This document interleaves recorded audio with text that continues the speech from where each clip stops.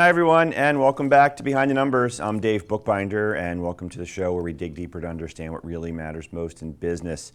Today, I'm pleased to welcome someone whose mission is to help create great places to work. And I'm pleased to welcome Julian Chapman, who's the president of Forrest and Company, also the author of the book, The Managerial Leadership Journey. Julian, welcome to Behind the Numbers. Thanks so much, Dave. It's great to be here today. It's a pleasure to have you. So I want to jump in right away off the show intro here that you're in the business of creating great places to work. And you mentioned that it starts with articulating a strategy. Can you speak to that? Absolutely, Dave. And what we actually like to say is that we help create great places to work that deliver the strategy. And what that in effect means is the tension between the people and task. And so the idea behind strategy is that strategy drives the behaviors inside an organization. And what I also like to say is that we as human beings exist inside organizations to actually deliver the strategy. But sometimes we lose sight of the strategy. We don't get it right. We're not clear. We drift off it. All sorts of things happen. And that's where organizations tend to drift and lose their way, I guess is the best way to say it.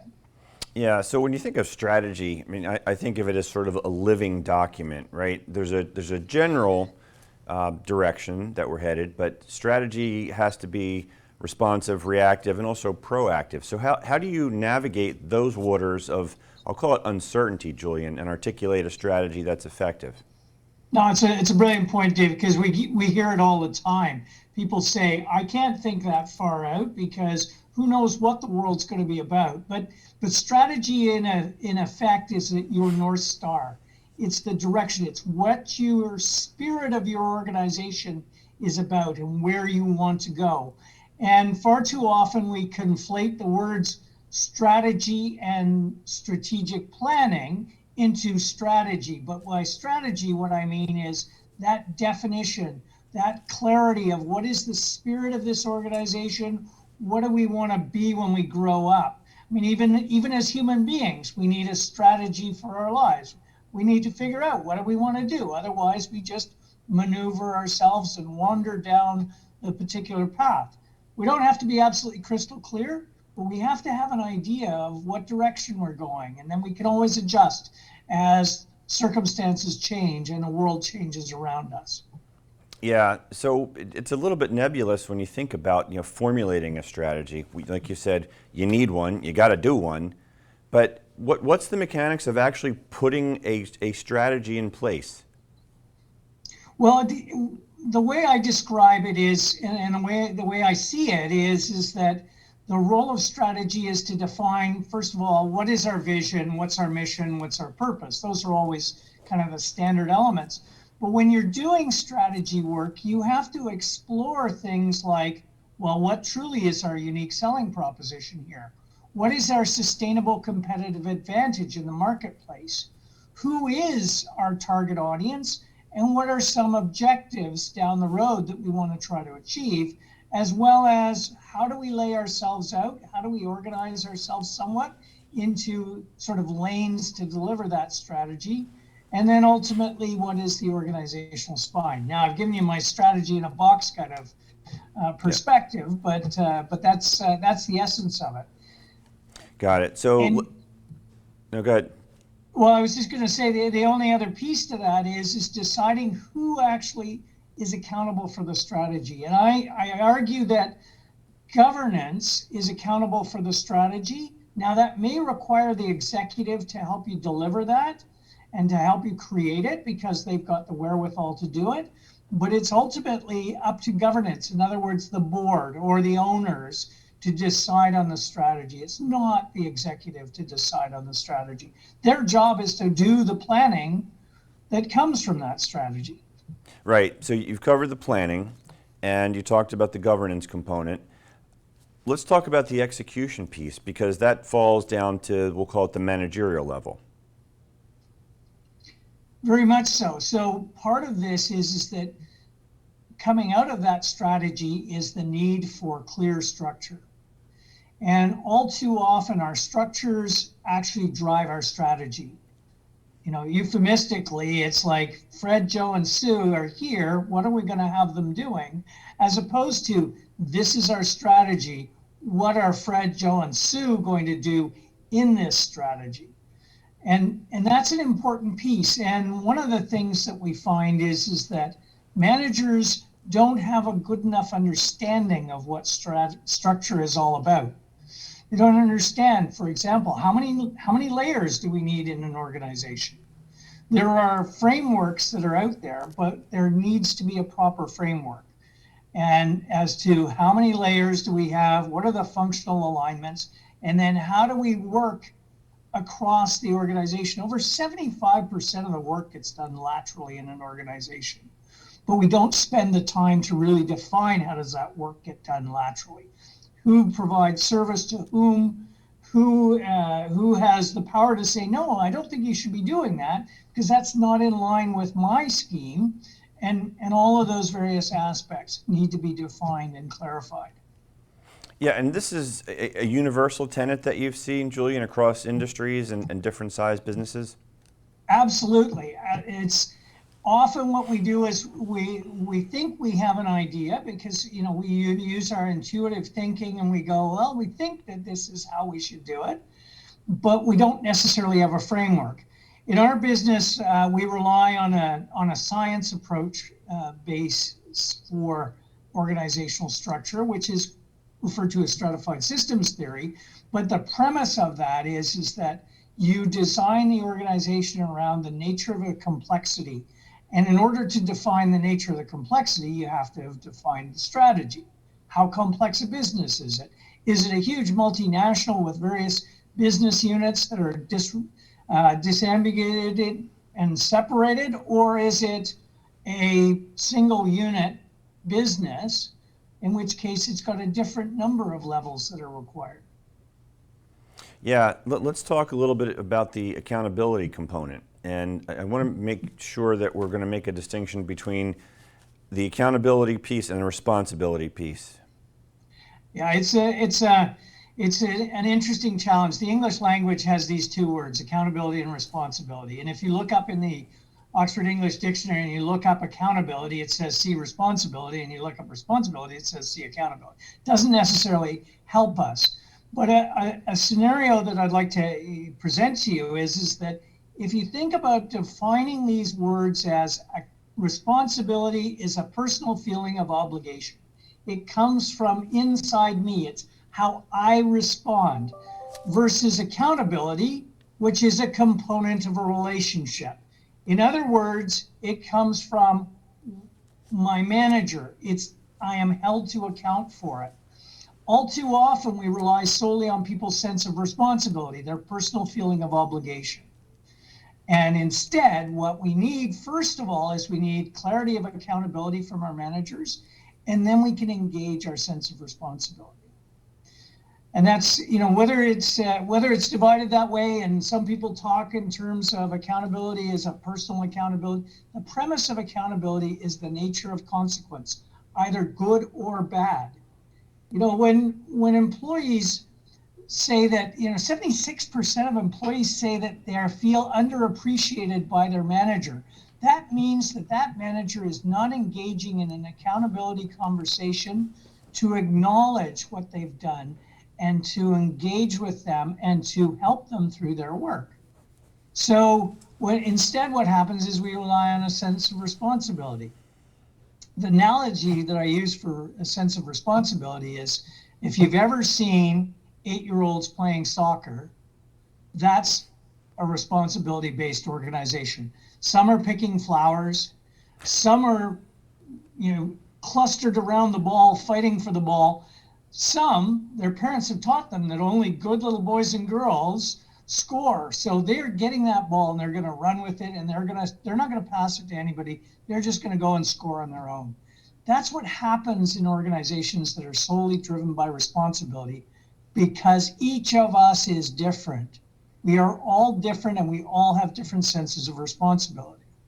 So accountability is the professional soccer team, where we pass the ball back and forth, and when we score as a team. Everyone knows their role, Everyone knows how they're to support one another. We have specific plays and away we go. That's my quick analogy for accountability and responsibility. Yeah, and I'm glad you shared that with us because I know that's a very important distinction. And the analogy, I think, resonates for anybody who's ever seen 8-year-olds play soccer. Yeah. Julian, for folks watching and listening, if they want to learn more about you, how they can work with you, what's the best way to get in contact? The best way to reach out to us is the managerialleadershipjourney.com is the website for the book, or Forrest and Co. Forrest is in the trees with a RRANDCO.com. Those are the fastest ways to get a hold of us, or just Google me and you'll find me there. Yeah, you're also on LinkedIn as well. Absolutely. Julian, we're going to take a quick pause here. This is a good time to take a break for a commercial. So you sit tight, you at home watching and listening, don't go anywhere. We'll be right back on Behind the Numbers after this quick break.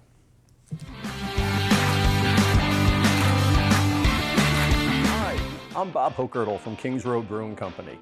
I'm here to tell you about a brand new show on RVN television called Cooking with the King. Each week, we're going to taste and sample some of the best beers the Kings Road Brewing Company has to offer. And we're going to talk to area chefs and restaurant owners as we pair our beer with their signature dishes. We're going to teach you how to cook and eat like a king. Cheers.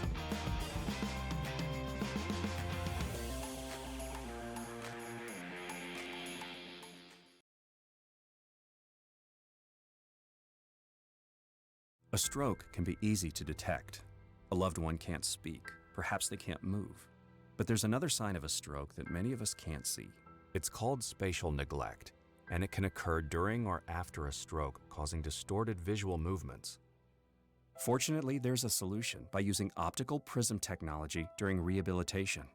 If you or a loved one have experienced a stroke, ask your doctor about spatial neglect.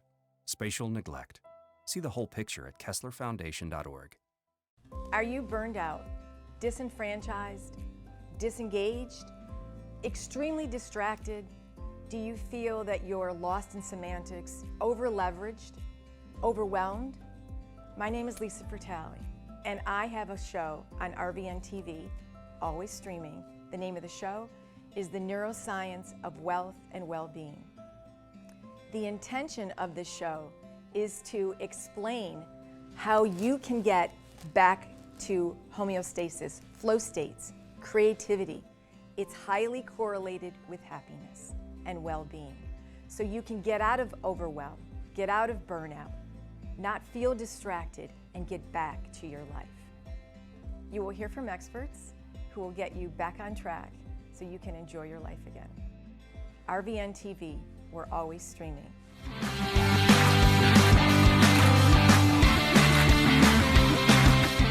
And welcome back to Behind the Numbers. I'm Dave Bookbinder, and we're talking with Julian Chapman, who's the president of Forrest and Company, and also the author of the Managerial Leadership Journey. And Julian, that's where I want to start this second segment. I want you to tell us a little bit about the book, what inspired you to write it, and where we can get it. No, that's a great question, Dave, because I during the pandemic, around the 13th of March 2020, I came to this realization: how was I going to add value to my clients? So I started writing a weekly missive. And as you pointed out earlier before our commercial break, it gets published every week on LinkedIn. But I was approached then, if I'm writing this weekly missive, which I still write 3 years later, why don't I turn that into a book? Well, unfortunately, it was one of those cases where the missives were merely as the weeks were going by. So there was no thread. So I had to start from scratch on writing this book. But it's the essence of the Forrest and Company experience. It's the essence of my experiences as both a managerial leader and a teacher of managerial leaders. And let's dive in a little bit, because the thing that's fascinating most about the title is Managerial Leadership Journey. And I was actually just in a couple of training sessions yesterday that certainly articulates that idea that it really is an evolution, it is a journey. But I want you to speak to that and what that means to you and to your clients. Well, there are three elements to that. One is the managerial leadership. Well, actually, yes, those are two of them, right? So the idea of these two things come together, management and leadership. You cannot be successful and have one without the other. They have to come together. And so it's both the management and the leadership side of things. And so managerial leadership is the one common role in all organizations. Doesn't matter whether you're in the private sector, the public sector. We have all sorts of expertise, but we don't have a commonality to managerial leadership. So that was part of the point that I was trying to get across. And the other is that it is a journey. It's not a one and done thing. You don't take a course, get your secret decoder ring, or whatever the case may be. You actually go on this journey. And I used my own journey, starting off as a young soldier, and then as a young officer in the Canadian Army, growing up with this notion of leadership and what did it all mean. And of course, through my journey, I've made all the mistakes. Trust me, or at least I think I've made all the mistakes. There are still more mistakes to be made, and I do it all the time. So it's really been very much a journey for me. And then translating that into business, that's why it's kind of an unconventional business pursuit, is this journey aspect. Yeah, I've shared the statistic that I'm going to share with you now here on other programs, Julian, but it's relevant here.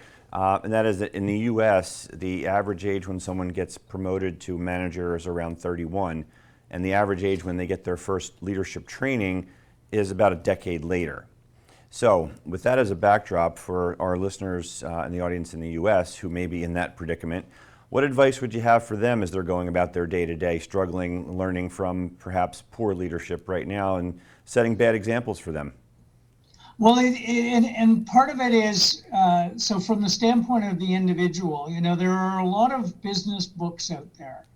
And part of the exercise of being a truly good managerial leader is figuring out who you are. We refer to this as authentic leadership. I refer to it in the book as authentic leadership.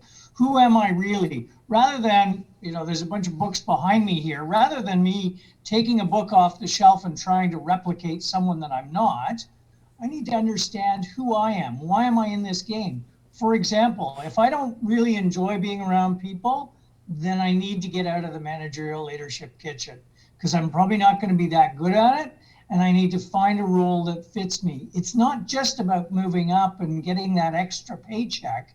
It's about I actually have to value managerial leadership. And so often that's not the case. So it starts with that authenticity. But then it's about getting back to basics. It's about what are the basic key elements, understanding what I'm accountable for. As a manager, I'm accountable for the output and working behaviors of my direct reports. What does that mean to me? What do I have to do around that? I'm accountable to build a team of increasingly capable direct reports. In other words, I have to grow them. Nobody comes perfectly formed. My job is to grow them. So understanding these elements, and I would suggest, if you'd like, actually read my book, because that's the intent behind it, is to describe what does that journey mean. But too often, we rely solely on this training aspect. And my argument in the book is that the really important role to be played is the manager of managers and the leader of leaders. We can't rely on someone's sense of responsibility to take that on. It's up to our managers to point the way and to lead people. And leading leaders and managing managers is a lot more difficult than just leading a team. It's a different skill set. There are very few books on that, but that's where the energy needs to be. And the energy needs to be in this idea of a profession of managerial leadership, a common profession. That I feel like this is my profession. My profession is I'm a managerial leader, not a finance person or an HR person or an operations person or a salesperson. That my job is that. Yeah, Julian, you alluded to the early days of your military career in the Canadian Army, but you worked your way up to Brigadier-General. Are there any lessons that you draw from, any parallels that you've gotten from the military that are implemented and dovetailed into the business world? Well, there are so many. There are so many, because it is about human beings. So I can work in all sorts of different sectors. I don't need to have a great know-how in someone's business, because that individual understands their business. I just have to have the right questions to ask to help them to understand. But I think that it's a tough question to narrow down in a short amount of time. But I would say that one of the most important parts of this is humility. If there's anything that I have learned, hubris is a dangerous thing in organizations, and that leaders need to have humility, because you're not going to get it right. You're not going to be perfect. You need to recognize that that's a reality. But by the same token, don't go over to the extreme where you feel like you're an imposter, that you're not real anymore. You need to be able to truly engage there and engage with true humility. Yeah, that's a great point. Julian, my producers just told me we're coming to the end of the line here, so we only have a couple minutes to go, but I do want to give you the last word on this one point here, because in your book, you do mention that a great place to work is not just possible, it's in your hands, meaning in the reader's hands. Can you just speak to that as we wrap this up in the next 2 minutes? It comes back to that notion of professionalism, being professional, that if I really take it seriously and I don't just close the door and divest myself into my spreadsheets or whatever the case may be, that I actually embrace the idea of being that professional managerial leader, and knowing that I'm on a journey and that I'm not going to get it perfect, that's the key to it all being within our grasp. That's awesome. Julian, I can't thank you enough for joining us today. We are out of time, but thanks again for joining us on Behind the Numbers. Well, thanks so much, Dave, for having me on. It's all the best. It's a pleasure.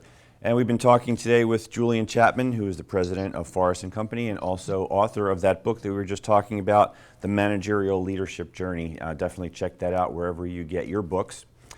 Big thanks to the producers, as always, in the back here to help me look good, sound good. Well, maybe not look good, but hopefully sound good anyway. And again, my name is Dave Bookbinder, and I'm the one that my clients turn to when they want to know what their most important assets are worth. Somebody asked me the other day, what does that really mean? It means putting a value on your business and your intangible assets. That's what I do for a living. The folks on Shark Tank brought the word valuation into your living room and made what I do sexy, dare I say. So if you have any questions around that, certainly feel free to reach out to me. You can find me on LinkedIn. And that's about it, folks. That's all we have for today. We will see you next time on Behind the Numbers. Take care.